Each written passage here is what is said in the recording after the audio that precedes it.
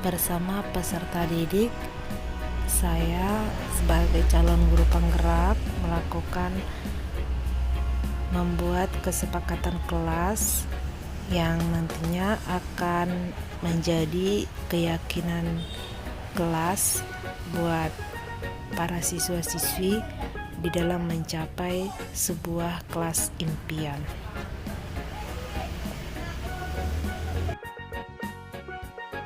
Mati Bapak Ibu sebagai guru sasaran kegiatan guru penggerak SMA Negeri 1 Lubuk Makam.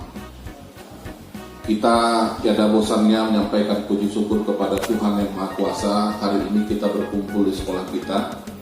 Itu cukup banyak kegiatan yang kita laksanakan hari ini, termasuk di dalamnya adalah kegiatan pengimbasan guru penggerak. Kita sebenarnya merasa sangat bersyukur sudah ditetapkan menjadi sekolah penggerak dan juga sedang berproses untuk menjadi guru penggerak. Jadi masih calon guru penggerak selama 9 bulan melaksanakan proses-proses pembelajaran, melaksanakan pengimbasan kepada teman-teman yang lain kaitan dengan guru penggerak.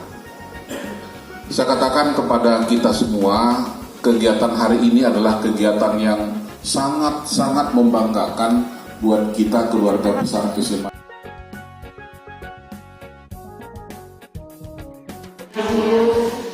Pada kesempatan kali ini saya ingin melakukan pendidikan guru penggerak, yaitu pada modul saat ini kami sedang melakukan tempat yaitu budaya bersama.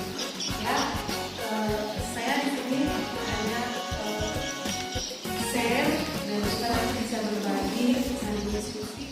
Dalam hal ini saya ingin mengajak Bapak Ibu guru untuk melakukan penerapan di mana pada saat kita sebelum memulai pembelajaran di awal semester, kita bisa membuat sebuah keyakinan kelas, yang sebuah kesepakatan kelas yang nantinya akan bisa menjadi keyakinan di dalam sebuah kelas para peserta didik dan bisa juga Bapak Ibu guru dalam mencapai sebuah kelas impian.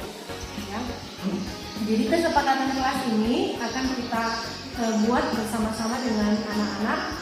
Ya, kita ajak anak-anak bagaimana apa kesepakatan yang perlu kita buat di dalam kelas itu untuk kita terapkan dalam 1 tahun ke depan selama pembelajaran berlangsung selama 1 tahun tersebut. Yang mana nantinya kita membuat pembelajaran dalam konteks Merdeka Belajar dan akhirnya anak-anak bisa tercapainya profil pelajar Pancasila dalam diri anak-anak kita masing-masing. Nah, yaitu ya positif ini menjadi dasar yaitu untuk mendukung dan memudahkan siswa dengan profil pelajar 6 profil pelajar Pancasila yang mana nantinya akan kita siswa yang beriman dan bertakwa kepada Tuhan Yang Maha Esa, siswa yang mandiri dapat mandiri belajar, ya, kemudian berkegiatan global bisa dapat menghargai budaya yang ada, kemudian bergotong kreatif, siswa bisa menciptakan ide sendiri, kemudian berkreatif. Itulah tujuan dari kita menerapkan budaya. Nah, cara mewujudkan budaya tersebut itu yang pertama dalam hal ini ada 5 langkah yang akan dilakukan. Pertama itu dulu harus diterapkan yaitu perubahan paradigma. Kemudian itu satu persatu perubahan paradigma yang bisa kita lihat, ya, yang mana kita mungkin paradigma kita selama ini, ya, yang mana kita merasa kebutuhan semua manusia itu sama, ya. Tapi kita mencari langkah agar si anak tersebut kebutuhan yang diinginkannya, yang dibutuhkan yang berbeda-beda itu bisa tercapai satu persatu, ya. Kemudian mungkin selama ini respon semua orang melihat hal yang sama. Nah, setiap orang mungkin memiliki gambaran yang berbeda. Nah, kita juga berusaha mencoba mengubah orang agar berpandangan yang sama dengan kita, ya.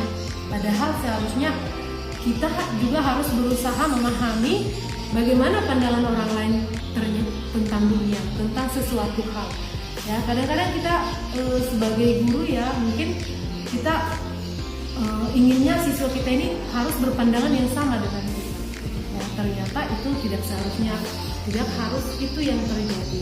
Ya, tapi kita berusaha memahami siswa kita bagaimana keinginan yang diinginkan.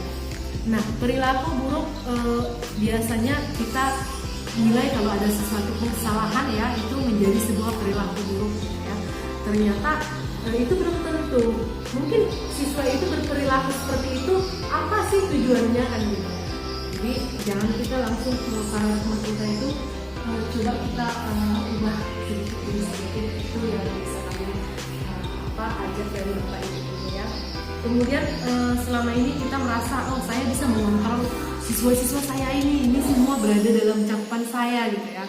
Tapi ternyata kita itu tidak seharusnya mengontrol mereka gitu. Tidak seharusnya kita apa yang kita bilang harus mereka lakukan. Tapi kita sebagai guru harus berusaha menjadi seorang manajer. Nanti akan saya jelaskan mengenai 5 posisi kontrol itu sedikit ya, bagaimana kita sebagai guru harus menjadi manajer dalam sebuah kelas hal terkecil yang bisa kita sampaikan. Nah, kemudian pemaksaan ada pada saat rujukan gagal ya. Karena kadang kita udah berusaha gitu pelan-pelan kita bujuk, akhirnya kan kita kadang emosi ya Bapak Ibu ya, sebagai guru akhirnya kita memaksa ya. Padahal ternyata kita bisa memberikan kita berkolaborasi mungkin ya dengan teman-teman ya, untuk membuat atau menciptakan pilihan-pilihan ya, bagaimana agar tidak terjadi pemaksaan gitu ya. Kemudian model berpikir menang ataupun kalah ya, model berpikir menang-menang ya, artinya tidak ada yang kalah ataupun apa, kalau bisa menang aja semua. Oke, itulah sedikit perubahan paradigma ya yang kami ingin dari Bapak Ibu. Kemudian konsep disiplin dan motivasi ya. Nah, di sini bisa kita lihat bahwa disiplin diri membuat seseorang menggali potensinya ya. Sudah pasti ya Bapak Ibu, kalau kita ada seorang siswa pasti perilaku manusia ya, yang mana manusia ini akan selalu berusaha untuk menghindari ketidaknyamanan ataupun hukuman. Itu sudah pasti ya. Ada siswa-siswa kita kalau bisa ada peraturan itu pasti dihindari ya, biar nggak dihukum, itu sudah pasti ya. Itu sudah kodrat seorang manusia pastinya. Nah, kemudian bagaimana seseorang siswa itu biasanya melakukan sesuatu hal ya, masih motivasinya itu untuk mendapatkan imbalan atau penghargaan dari orang lain. Ya, biasanya kita kasih seorang siswa apa gitu, bagaimana yang penting dia dapat nilai ya, biasanya itu masih motivasi yang ada di dalam. Kemudian menerapkan keyakinan kelas ya. Mengapa keyakinan kelas? Mengapa tidak peraturan kelas ya? Karena kalau peraturan kelas ini ya udah biasa ya, dan peraturan kelas itu cenderung kepada hukuman ya, kalau nggak dilakukan otomatis ada hukumannya. Tapi kalau keyakinan kelas ini ya, namanya kita yakini sesuatu hal ya, itu masih beban di dalam diri kita, bagaimana anak-anak itu bisa, karena apalagi keyakinan kelas ini kita buat secara bersama-sama dengan anak-anak ya. Jadi itu saya buat contoh salah satu di kelas A, di situ ada ditempel ya keyakinan kelas, dan itu bersama-sama kami buat dengan anak-anak. Bagaimana itu, dan karena mereka bersama-sama buat, dan bagaimana mereka harus mewujudkannya, karena itu sama-sama kita. Seseorang itu bertindak kenapa ya, kalau ada misalnya seorang anak bermasalah ya, nah itu kita sebagai guru kita harus mencoba melihat kenapa si anak ini melakukan ini. Contohnya mereka berkelahi, ada anak seseorang mengganggu temannya. Jadi tinggal lihat dulu kenapa kira-kira si anak itu dibuat. Apa sih yang coba dia penuhi, kebutuhan apa sih yang coba dia penuhi? Ya, ada di sini 5 kebutuhan dasar manusia. Yang pertama bertahan hidup, ya. Yang kedua cinta dan kasih sayang. Yang ketiga kebebasan. Yang keempat kesenangan dan yang kelima kebebasan. Jadi kalau misalnya ya seorang anak ya dia kira-kira kebutuhan apa ya dia coba misalnya ya kebutuhan kekuasaan, dia merasa dirinya masih ingin berkuasa gitu. Bagaimana kita harus tepat mengarahkan si anak yang berbuat kesalahan ini agar sampai kesalahan dia tadi itu tidak terulang kembali gitu. Ya kita arahkan, kita coba gali kebutuhan dia apa, sehingga kita penyelesaiannya, kita sebagai manajer dari guru kita tepat mencari penyelesaian kontrol gitu. Ya coba Pak Ibu lihat ya. Nah di sini kira-kira dari yang 5 posisi kontrol ini kira-kira yang mana kira-kira yang sering Bapak Ibu posisikan gitu, yang lakukan gitu. Misalnya kalau ada masalah di kelas bersama siswa, kira-kira yang mana kira-kira yang lebih sering dipakai posisi itu? Nomor 3 teman. 1. Ya, kalau ada tugasnya. Iya, paling sering memang kami juga di diskusi di sana paling sering itu penghukum ya, penghukum dan yang kedua pembuat orang bersalah. Karena kan kita kata-kata kita tidak sadar kita sudah menyulitkan anak itu ternyata ya. Itu tidak boleh. Ini segitiga restitusi. Nah, terus ini adalah proses menciptakan kondisi bagi murid dalam memperbaiki kesalahan mereka. Nah, kalau ada sesuatu masalah siswa yang coba kita ingin selesaikan Bapak Ibu, nah ini adalah sesuatu hal yang harus kita terapkan. Ya. Jadi selama ini kita kalau ada masalah siswa udah kita panggil selesai. Mungkin kita cepat kali tuh kita coba dia dulu apa kesalahannya sebagai pembuat orang bersalah ya, atau kita coba langsung buat hukumannya gitu ya. Nah dari sini inilah sebenarnya langkah-langkah yang paling nyata dalam menyelesaikan masalah-masalah siswa. Yang pertama itu adalah menstabilkan identitas. Kita stabilkan dulu ya. Sebagai manajer kita harus menerapkan langkah ini, kita menstabilkan identitas ya, yang mana kita pastikan kepada anak-anak bahwa setiap orang itu pernah melakukan kesalahan ya. Jadi dia bukan satu-satunya orang yang berbuat kesalahan itu. Jadi dia nggak langsung merasa bersalah kali ya. Kemudian kita coba mulai validasi tindakan ya. Nah, dimana kita tanyakan anak-anak itu kenapa dia melakukan hal ini. Nah, dimana pastinya dia punya alasan yang untuk melakukan. Nah, kemudian kita tanyakan kepadanya apakah ada cara yang efektif untuk mendapatkan apa yang kamu butuhkan. Nah, kita tanyakan dia bagaimana solusi atas apa perbuatan dia. Nah, jadi kita coba dia sendiri yang menggali dan berusaha untuk menyelesaikan masalah ini. Dan kedepannya dia tidak mencoba untuk melakukan kesalahan itu kembali. Lalu kemudian meyakinkan, menanyakan keyakinan. Ini dia tadi ya, sebelumnya keyakinan kelas kita sudah diskusi bareng disusun bersama mereka. Nah, kita tanyakan keyakinan kelas apa yang telah kita sepakati dan yang telah dia langgar gitu ya. Lalu kemudian kamu ingin menjadi orang seperti apa, bisa itu kita tanyakan kepada kamu. Ini sebetulnya mengenai dua keluarga. Jadi satu keluarga ini terdiri dari suami istri dan punya 2 orang anak yang kaya, orang tuanya yang kaya. Satu lagi terdiri dari seorang ayah dan anak yang broken home, yang istrinya sudah tak ada lagi. nanti semester depan ya kita mulai menerapkan ini di dalam pembelajaran kita masing-masing. Dan memang lebih enak kalau ada dia melakukan kesalahan, kita udah nggak capek lagi menjelaskan, menasihati dia. Kita tinggal menerapkan segitiga restitusi tadi. Isi-isi dari keyakinan itu apakah kita minta dari siswa atau kita yang memberikannya? Kalau keyakinan kelas ini sebenarnya udah banyak ya, kalau kita lihat di Google pun bisa.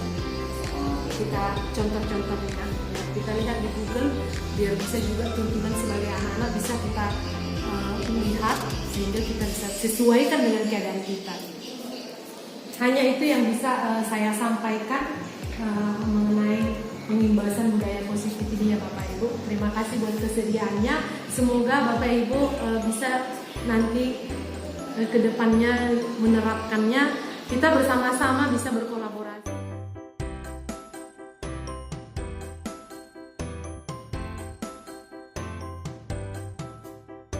Halo semua, perkenalkan saya Nitya Umar dari kelas 10A.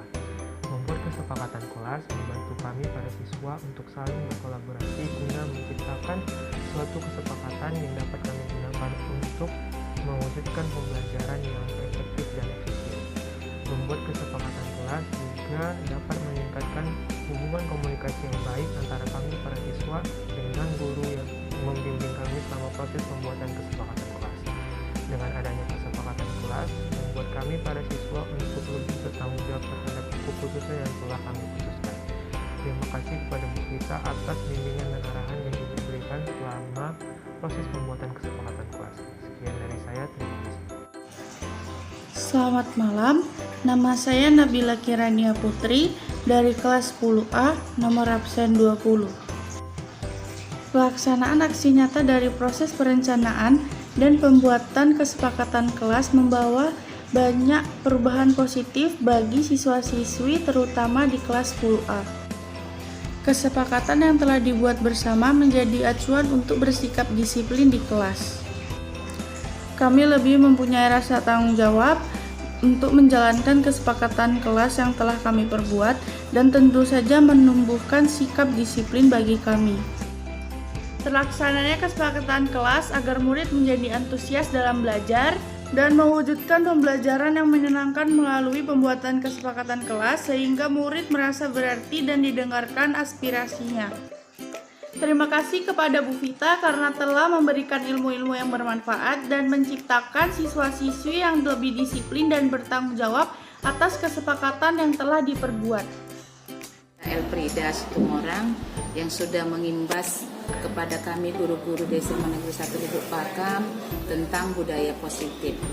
Kami melihat setelah Ibu Epita menerangkan budaya positif mengenai keyakinan kelas, kami dapat menerima budaya positif tersebut lebih memberikan perhatian atau keyakinan terhadap anak-anak tentang keyakinan kelas itu mengenai keyakinan kelas.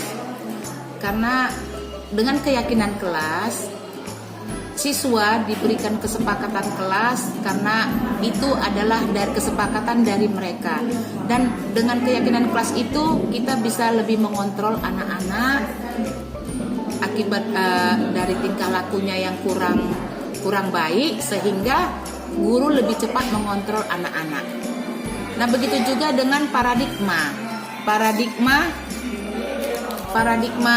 guru yang selama ini guru lebih sering tidak dapat melihat potensi anak atau kurang melihat potensi anak. Dengan mengubah paradigma pandangan guru terhadap anak, guru lebih dapat menggali apa potensi anak dan dapat mendapatkan kunci apa sebenarnya yang membuat anak kurang berhasil. Mungkin hanya itu yang dapat saya sampaikan. Terima kasih.